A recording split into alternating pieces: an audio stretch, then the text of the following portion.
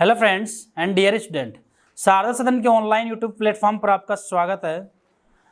आज हम cloning vector की बात करेंगे। क्लोनिंग संवाहक की हम बात कर रहे हैं। तो ये आपका जो टॉपिक है, ये आपका जो चैप्टर चल रहा है बायोटेक्नोलॉजी प्रिंसिपल और प्रोसेस वाला, उसी को रिलेट करते हुए हम आगे का टॉपिक पढ़ते हैं। देन फटाफट टॉपिक को देखते हैं और समझने की कोशिश करते हैं। ओके, वेक्टर एक वर्ड दे रखा, वेक्टर। वेक्टर को आप हिंदी में संवाहक कह दो या वाहक कह दो। आप इसको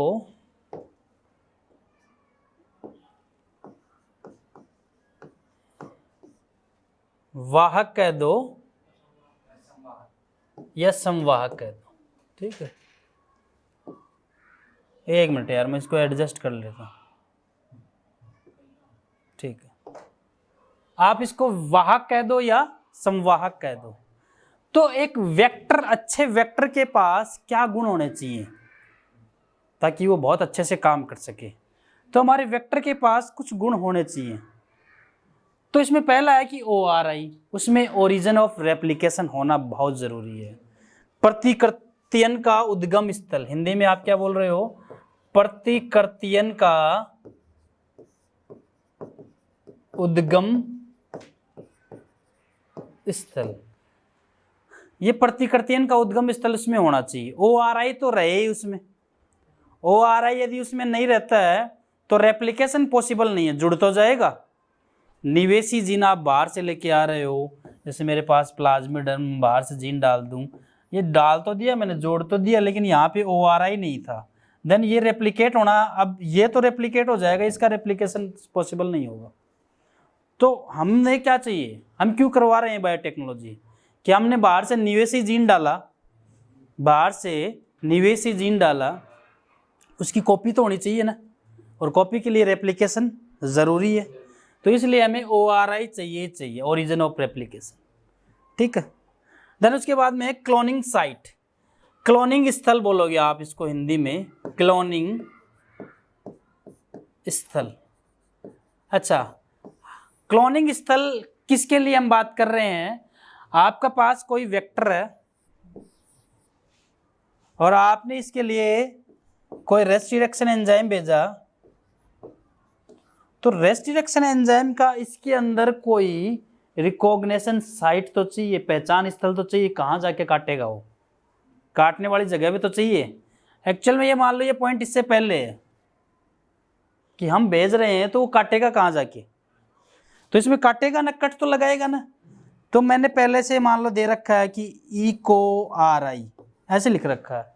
इसका मतलब क्या हुआ कि सर ये जो साइट है, इसमें ये जो स्थल है, यहाँ पे EcoRI जुड़ जाएगा और उसको काट देगा।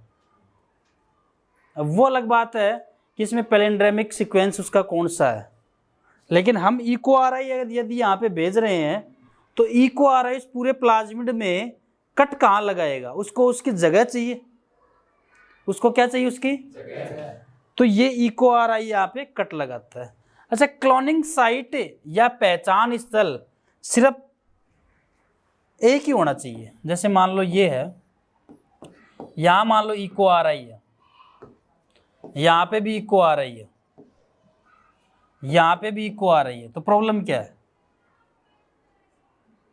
3 जगह कट लग जाएंगे, और 3 जगह कट लग गए तो क्लोनिंग 3 जगह से स्टार्ट हो जाएगी, तो काम जटिल हो गया। इसलिए अच्छे प्लाज्मिड में या अच्छे वेक्टर में, सॉरी प्लाज्मिड नहीं बोलेंगे हम, अच्छे वेक्टर में क्या होना चाहिए? एक ही क्या होना चाहिए? क्लोनिंग स्थल। EcoRI तो बताया आपको मैंने, एक ही क्या होना चाहिए? क्लोनिंग स्थल। ठीक है, आई बात समझ में? देन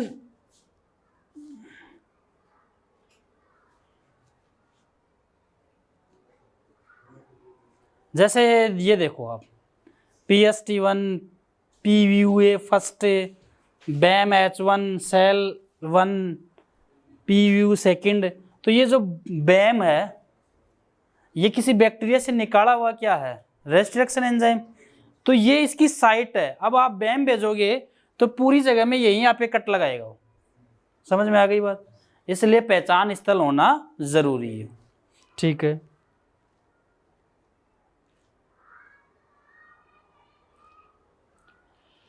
फिर है सिलेक्टेबल मार्कर। सिलेक्टेबल मार्कर, ठीक है। मार्कर, एक मार्कर, जैसे आप मार्कर वर्ड बोलते हो, किसके लिए बोलते हो आप मार्कर? चिन्ह लगाने के लिए। सिलेक्टेबल का मतलब चिन्ह लगाना, तो आप मार्कर का यूज कर रहे हो। ऐसा क्या है? बड़ा आज का टॉपिक इसी पे चलेगा। इसकी जो कॉन्सेप्ट है वो लंबा चौड़ा है, ठीक है। तो कुछ बात हम कर लेते हैं। देखो, मैंने आपको कहा सिलेक्टेबल मार्कर। सिलेक्टेबल मार्कर, ये सिलेक्टेबल मार्कर जो है ना, ये सिलेक्टेबल मार्कर जब इसका यूज किया जाता है किसी भी, देखो हम वेक्टर क्यों यूज कर रहे हैं? हम वेक्टर क्यों यूज कर रहे हैं सर? वेक्टर इसलिए यूज कर रहे हैं हम कि सर आप इसमें जब निवेशी जीन डालोगे, आपने इसमें इंसर्शन जीन कर रहे हो, आप इंसर्ट कर रहे हो, आप इसमें निवेशी जीन आप डाल रहे हो, तो वो जीन इसके अंदर जाके जुड़ जाना चाहिए। अब आपको क्या पता लगा वो जुड़ गया कि नहीं जुड़ा? क्योंकि ये दिखती तो कुछ चीजें नहीं है, सारा सॉल्यूशन वाइज मामला रहता है।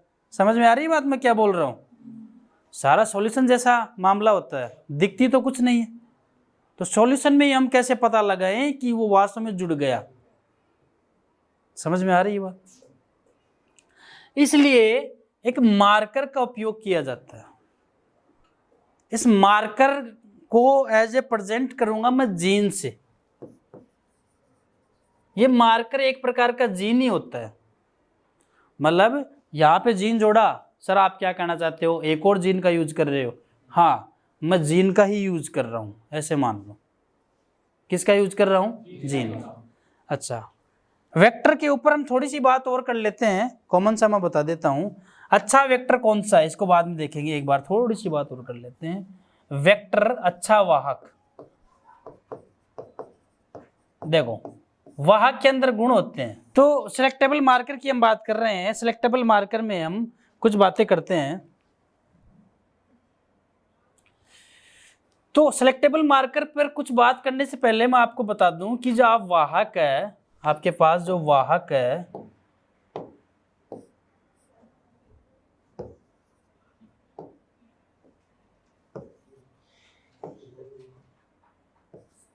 अरे क्या है रहा?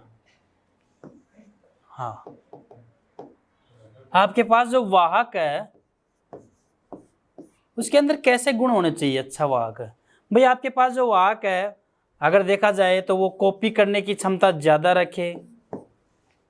कॉमनली अगर देखा जाए तो एक या दो कॉपी होती है, लेकिन कुछ जो होते हैं 100 तक कॉपी कर देते हैं, ठीक है।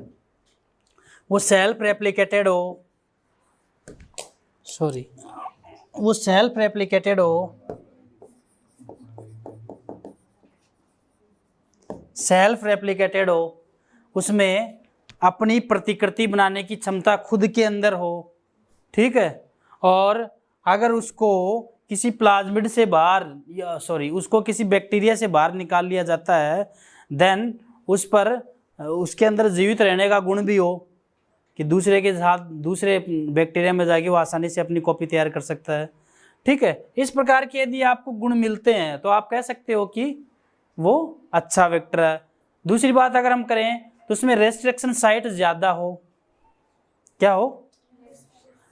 ठीक है, जैसे उसमें 3, 4, 5 जीन जोड़ रहे हैं हम, 10 जीन जोड़ रहे हैं, ठीक है, तो रेस्ट्रिक्शन साइट उसमें ज्यादा हो। ऐसी बातें हमें पता रहनी चाहिए, ठीक है। तो ये तो नेचुरल कंडीशन पे बात कर रहे हैं। फिर एक प्लाज्मिड खुद के द्वारा बनाया गया। अच्छा, वाहक के अंदर किस किस का यूज होता है? ज्यादातर केस में प्लाज्मिड, या इसके अलावा बैक्टीरियोफेज, ठीक है, कोस्मिड,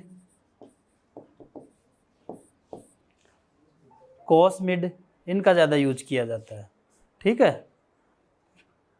तो ये अच्छे वाहक हैं। ये क्या है? अच्छे वाहक है। क्लियर? इतनी बात आपको याद रखनी है। अब ये एक बात और आती है कि जो जीन है वो 2-3 ज़्यादा उसके अंदर जीन इंसर्ट हो सके ताकि उसकी कॉपी अच्छे से करवा सके। फिर प्रयोगशाला में एक कृत्रिम वाहक तैयार किया गया। यह तो नेचुरल कंडीशन है। प्रयोगशाला में कृत्रिम वाहक तैयार किया गया जिसका नाम था PBR 322। क्या नाम था उसका? आगे था क्या?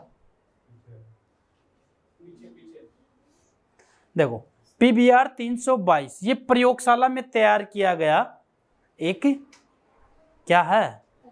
एक कृत्रिम वाहक है जो प्रयोगशाला में तैयार किया गया। इसमें रेस्ट्रिक्शन साइट भी कई थी, जैसे सेल है, बेम है, एंथर्ड है, CLA है, EcoRI की है, PUV की है, कई रेस्ट्रिक्शन साइट थी। दूसरी बात, इसके पास एंटीबायोटिक रेजिस्टेंस जीन भी थे, जैसे ampicillin, tetracycline, antibiotic resistance genes भी थे। ठीक है, ORI दे रखा है यहाँ पे। ठीक है। और इस PBR का मतलब होता है प्लाज्मिड बोलीवर रोड्रिगेज। क्या मतलब होता है? प्लाज्मिड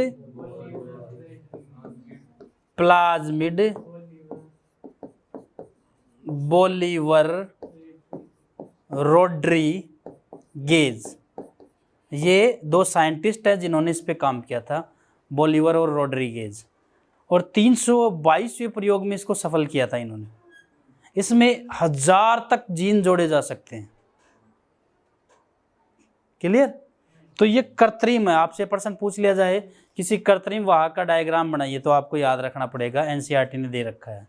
और नाम पूछ लें तो आप याद रखोगे PBR 322। कौन सा? ठीक, क्लियर? बात समझ में आ गई? ठीक है। अब हम वाहक के अंदर ही एक बात कर रहे थे, सिलेक्टेबल मार्कर की। किसकी बात कर रहे थे? सिलेक्टेबल मार्कर की।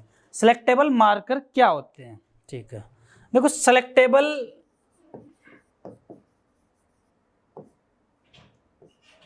मार्कर, इनको हिंदी में कहते हैं वर्ण योग्य चिन्ह। क्या कहते हैं? वर्ण योग्य चिन्ह, जो सेलेक्ट कर दे, चयन कर दे। ठीक है, तो सिलेक्टेबल मार्कर अपने आप में जीन की कैटेगरी में ही आते हैं। आप क्या कह रहे हो कि हम ये कह रहे हैं कि इन जो निवेशी जीन अलग हो गया, ये जीन अलग है। क्लियर? अच्छा, क्या काम आता है ये इसलिए काम आता है कि आपको ये बताएगा कि आपने निवेशी जीन को किसी प्लाज्मिड में जोड़ा। भाई ये आपके पास निवेशी जीन, ठीक है, इसको आपने जोड़ दिया किसी वाहक से और मान लो आपने प्लाज्मिड से जोड़ दिया, ये बन गया आपका RD। अब RD बनाने के लिए आपने इसको डाल दिया होस्ट में। होस्ट में वो कॉपी कर रहा है नहीं कर रहा है, यहाँ तक की सूचना सिलेक्टेबल मार्कर दे देता है। समझ में आ रही है बात? यहाँ तक की सूचना ये कौन दे देता है? Selectable marker. ठीक है, सिलेक्टेबल मार्कर 2 प्रकार के होते हैं, ये मैंने बना दी थी सुबह स्लाइड। सिलेक्टेबल मार्कर आपके पास 2 प्रकार के होते हैं। एक तो होते हैं एंटीबायोटिक रेजिस्टेंस जीन। कौन से होते हैं? इसको आप हिंदी में बोलोगे, एंटीबायोटिक को क्या बोलते हो? प्रतिजैविक प्रतिरोधी जीन। प्रतिजैविक प्रतिरोधी जीन, एंटीबायोटिक रेजिस्टेंस जीन। एक कुछ एंजाइम आधारित भी होते हैं, जैसे लैक-जेड। लैक-जेड का याद करो, बीटा ग्लैक्टोसाइड यूज हो रहा था उसमें। कौन सा हो रहा था? तो ये एंजाइम आधारित है। आपकी NCERT ने दोनों दे रखे हैं। ठीक है, आप बोलोगे सर एंटीबायोटिक रेजिस्टेंस जीन के उदाहरण कौन कौन से हैं? देखो, क्लोरएम्फेनिकोल, एम्पिसिलिन, टेट्रासाइक्लिन, केनामाइसिन, या आप हिंदी में लिख लेना, इंग्लिश में लिखे या आप हिंदी में लिख लेना। कौन कौन से हैं? क्लोरएम्फेनिकोल, एम्पिसिलिन, टेट्रासाइक्लिन, केनामाइसिन, ये सारे एंटीबायोटिक रेजिस्टेंस जीन है। क्लियर बात समझ में आ गई? ठीक है। अच्छा, हमारे पास एक टेक्निक है, इस टेक्निक का नाम है निवेशी निष्क्रियता। क्या नाम है? निवेशी इंसर्शन इनएक्टिवेशन। क्या बोलोगे आप? इंसर्शन इनएक्टिवेशन, निवेशी निष्क्रियता। आप हिंदी में लिखो इसको जरूर, निवेशी निष्क्रियता।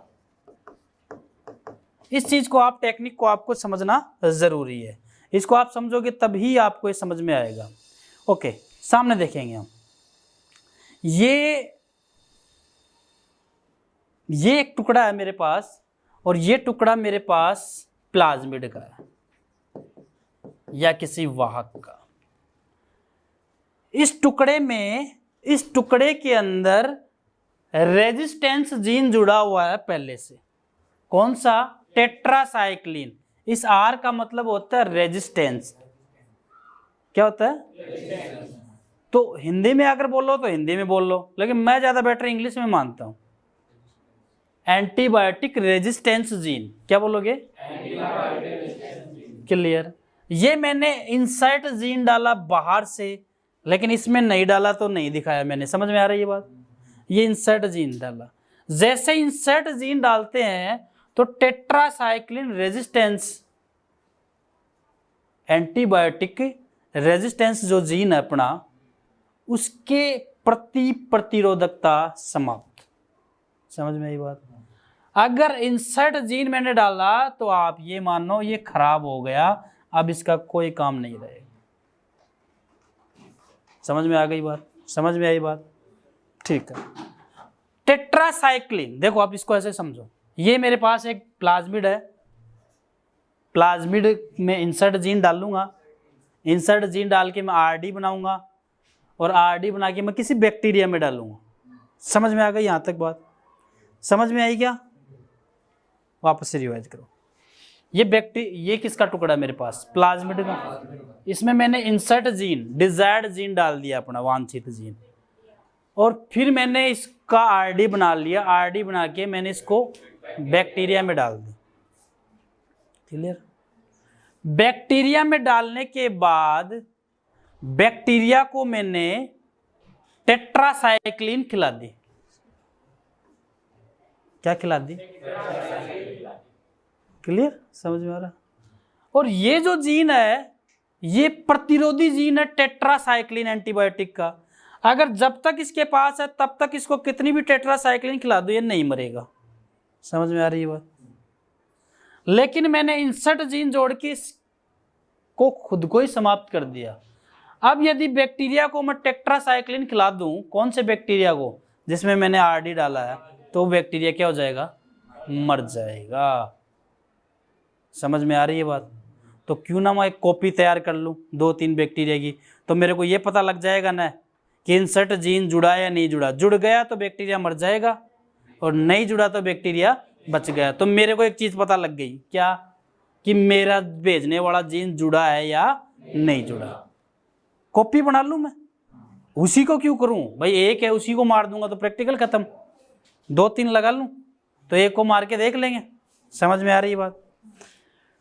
तो अगर मैं ये इंसर्ट जीन इसमें नहीं जोड़ूं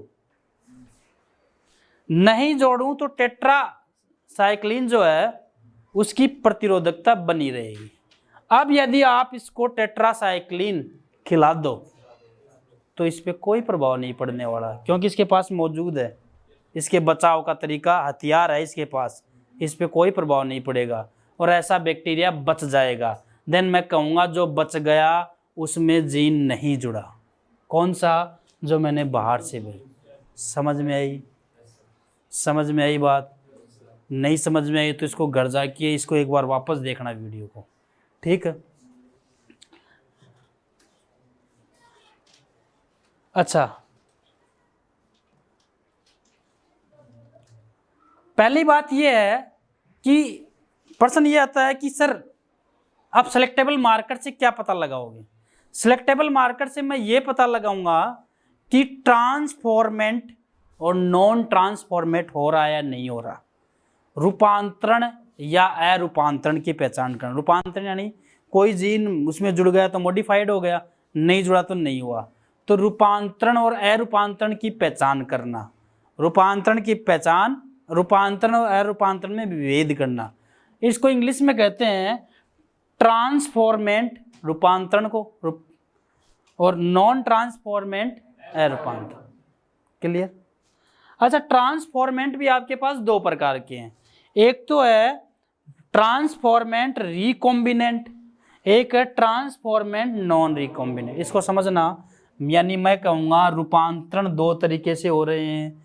एक तरीके में तो ट्रांसफॉर्मेंट के अंदर रिकॉम्बिनेशन यानी हो जाता है, एक ट्रांसफॉर्मेंट के अंदर रिकॉम्बिनेशन नहीं होता। समझ में आ रही है बात? यानी एक ट्रांसफॉर्मेंट में जिसमें रिकॉम्बिनेशन होता है तो इंसर्ट जीन प्रेजेंट है, बाहर से दिया गया जीन प्रेजेंट है, और जिसमें रिकॉम्बिनेशन नहीं होता तो कुछ जुड़ा ही नहीं, तो मैं क्या बोलूँगा कि इंसर्ट जीन इसमें अब्सेंट है। मेरी बात यहाँ पे क्लियर होती है? क्लियर आई बात समझ? ठीक है। अब मैं क्या करता हूँ, अच्छा बैक्टीरिया की जब भी ग्रोथ कराते हैं तो प्लेट में करवाते हैं, एगार मीडियम लगा दिया, प्लेट लगा दी, तो ये एक प्लेट रख ली मैंने, क्या रख ली, और इसमें बैक्टीरिया की एक कॉलोनी बन गई मेरे पास। ऐसे मान लो 1 2 3 4 5 6 कॉलोनी है। अब ये मेरे पास मेन है कॉलोनी। अब मेन कॉलोनी से अगर मैं प्रैक्टिकल कर दूं तो मेरे को ये तो पता लग जाएगा कि इंसर्ट हुआ है कि नहीं हुआ जीन, लेकिन इसमें मर भी जाएंगे सारे, फिर मेरे पास बचा क्या? इसलिए मैं कर लूँगा इसका रेप्लिका। रेप्लिका का मतलब समझते हो? रेप्लिका का मतलब होता है स्टैंप लगाना, स्टैंप लगाना। जैसे मैं समझाऊँ आप, जैसे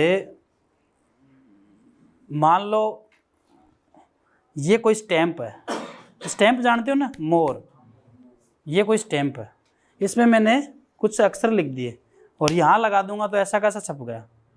इसको मैं अलग रख लेता हूँ, इस पर मैं काम कर लेता हूँ। समझ में आ गई बात? तो यहाँ वेलवेट स्टैंप का काम होता है, यानी मैंने एक वेलवेट का स्टैंप लिया, इस पर छापा, दूसरी प्लेट ली खाली, उस पर ऐसे कैसे छाप दिया, तो बैक्टीरिया तो जरा सा लग के आ जाएगा उसकी जगह पे, लग के आ गया, इसको मैं दूर रख लेता हूँ। सेम स्टैंप क्यों? ताकि मेरे को पता तो चले कौन सा मरा और कौन सा नहीं मरा, ताकि इस पर मैं काम कर सकूँ। मेरी बात समझ में आई? मैंने क्या कहा? मेरी बात समझ में आई? ठीक है। जैसे मेरे को एक पेन देना, ऑब्वियसली पेन मेरे पास है, ठीक है। जैसे मान लो मैं मेरी स्टैंप से ऐसे 3 डॉट बनाता हूँ कलर से, है ना, और मैं यहाँ ऐसे छाप देता हूँ, ठीक है। छपते हैं, पता नहीं छपेगा नहीं, लेकिन ऐसे छपते हैं। देखो ये स्टैंप हो गया, छप गया ना। अब मैं इसको रख लेता हूँ, इस पर काम कर लेता हूँ। अगर इसमें जितने मरते हैं ठीक है, ताकि मेरे को ये मान लो इसमें ये मर गया तो मेरे को पता लग गया कि ये वाला जो था वो उसके अंदर जीन इंटर हो गया, तो इसी पे काम करना है, इसको बचा के रखना है, मारना नहीं है। मारना तो इसमें है। समझ में आ रही है बात? क्या कहा मैंने? समझ में आ गई? तो इसको कहते हैं रेप्लिका। क्या कहते हैं? अब रेप्लिका मैं करवा रहा हूं, तो रेप्लिका में मैं क्या क्या करवाऊंगा? मेरे को नॉन ट्रांसफॉर्मेंट, ट्रांसफॉर्मेंट में मेरे को 2 चीजें देखनी है। कौन सी? ट्रांसफॉर्मेंट रिकॉम्बिनेंट और एक ट्रांसफॉर्मेंट नॉन रिकॉम्बिनेंट। क्लियर बात? अगर मैं कहूं नॉन ट्रांसफॉर्मेंट, क्या कहूं मैं? नॉन ट्रांसफॉर्मेंट, तो ऐसा समझ लो प्लाज्मिड ही नहीं गया। प्लाज्मिड किस में नहीं गया? बैक्टीरिया में नहीं गया, कुछ नहीं है, खाली पड़ा है। अगर मैं कहूं ट्रांसफॉर्मेंट है तो प्लाज्मिड चला गया। क्या हो गया? मैं कहूं ट्रांसफॉर्मेंट रिकॉम्बिनेंट है, सर प्लाज्मिड के साथ जो जीन जोड़ा था वो भी चला गया। मैं कहूं ट्रांसफॉर्मेंट नॉन रिकॉम्बिनेंट है, सर आपका प्लाज्मिड गया, जीन पहले ही रह गया। समझ में आई बात? क्लियर हुई? ठीक। इधर देखो, इसको हम बाद में समझाएंगे। इधर देखो, ये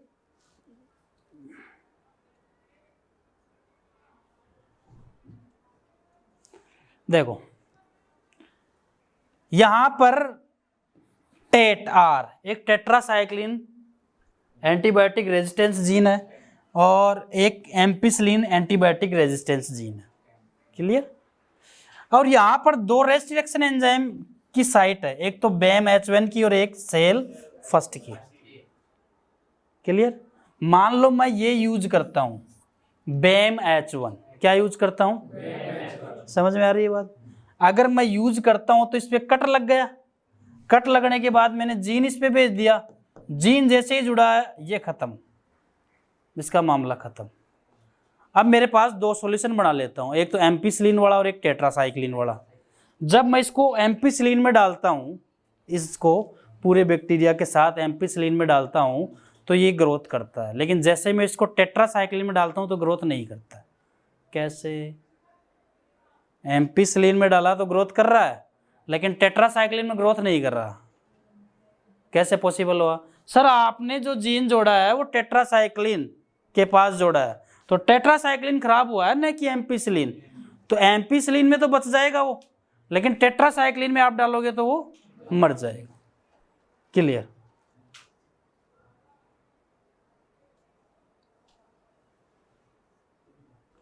देखो ये एक तो एम्पिसिलिन रेजिस्टेंस और एक टेट्रासाइक्लिन, ये BAM है और एक ट्रांसफॉर्मेंट कंडीशन है, एक ट्रांसफॉर्मेट नॉन रिकॉम्बिनेंट है, एक ट्रांसफॉर्मेंट रिकॉम्बिनेंट। समझ में आ रहा? नॉन का मतलब तो प्लाज्मिड ही नहीं है, और ट्रांसफॉर्म रिकॉम्बिनेंट का मतलब, नॉन रिकॉम्बिनेंट का मतलब प्लाज्मिड है लेकिन जीन नहीं है। इसमें देखो मैंने रेड कलर का दिखा रखा, समझ में, जीन भी है। अगर मैं एम्पिसिलिन यूज करता हूं तो क्या होगा भाई? इसका खेल समाप्त, क्योंकि ना तो प्लाज्मिड है ना gene, die. Transformant non recombinant, जिसके पास जीन नहीं है वो तो आसानी से ग्रो कर रहा, जिसके पास जीन नहीं है वो आसानी से ग्रो कर रहा। भाई जिसके पास जीन नहीं है, चाहे आप उसको एम्पिसिलिन में डालो चाहे टेट्रासाइक्लिन, उसको कोई लेना देना नहीं। और मैंने यहाँ पे यूज क्या किया? एम्पिसिलिन। जोड़ा कहाँ था मैंने? टेट्रासाइक्लिन। तो एम्पिसिलिन के अंदर ये मरेगा या जीवित रहेगा? तो निशान जीवित का लगाया। क्लियर। अगर मैं टेट्रासाइक्लिन यूज करूं तो इसका तो पहले ही खेल समाप्त हो गया, तो छोड़ो इसको। यहां पे देखो ये तो दोनों में जीवित रहेगा क्योंकि वो जीन ही नहीं जुड़ा, लेकिन यहां पर मैंने जो जीन जोड़ा था वो टेट्रासाइक्लिन की साइड पे जोड़ा था, इसलिए टेट्रासाइक्लिन के अंदर आते ही वो खत्म हो जाएगा, एम्पिसिलिन में ग्रो करेगा। समझ में आ गई बात? ओके। देखो मेरे को ये लगा कि 3 जीन मेरे पास ही है। देखो मैं क्या करता हूं, एम्पिसिलिन प्रोवाइड करवाता हूं इसको।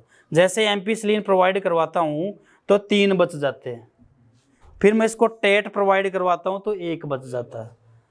तो मैं ये कहूंगा कि 3 जीन तो ऐसे थे, क्योंकि यहाँ 3 ही आए ना, 3 तो ऐसे थे नॉन ट्रांसफॉर्मेंट, यानी उनके अंदर तो प्लाज्मिड ही नहीं था, इनको मैंने अलग कर दिया। 3 अब जो बच गए 3, ये एम्पिसिलिन वाले माध्यम में जीवित हैं, तो 2 ऐसे थे जो ट्रांसफॉर्मेंट रिकॉम्बिनेंट थे। 2 एक ऐसा था, देखो 2 आपके कैसे थे? ट्रांसफॉर्मेंट रिकॉम्बिनेंट, और एक जो आपका बच गया वो आपका ट्रांसफॉर्मेंट नॉन रिकॉम्बिनेंट। कैसा है आपका? समझ में आ गई बात? मेरे को काम किस पे करना है? Transformant recombinant. तो इस प्लेट में अब मैं देख लूंगा कि ये 2 ही थे, वो इन 2 को मैं आगे ग्रो करवा दूं। ये प्लेट खराब हो गई तो हो गई, ये प्लेट मेरे पास बच रही है। तो इस प्रकार से सीधा सा मतलब ये निकलता है, अगर आपने टेट के साथ जोड़ी तो टेट खराब, फिर टेट वाले माध्यम में डालोगे तो मर जाएगा, लेकिन एम्पिसिलिन वाले माध्यम में नहीं मरेगा। अगर आपने एम्पिसिलिन के साथ जोड़ी तो एम्पिसिलिन खराब, एम्पिसिलिन में डालोगे मर जाएगा, टेट में नहीं मरेगा। कहीं पे नहीं जुड़ा, दोनों माध्यम में वृद्धि करेगा, दोनों पे जुड़ गया दोनों में मर सकता है। समझ में आ गई बात? ये है आपका सिलेक्टेबल मार्कर का काम। क्लियर? क्लियर? ओके, आज के लिए इतना ही। Thank you so much. Next class में नेक्स्ट टॉपिक को लेके चलेंगे। Okay, thank you.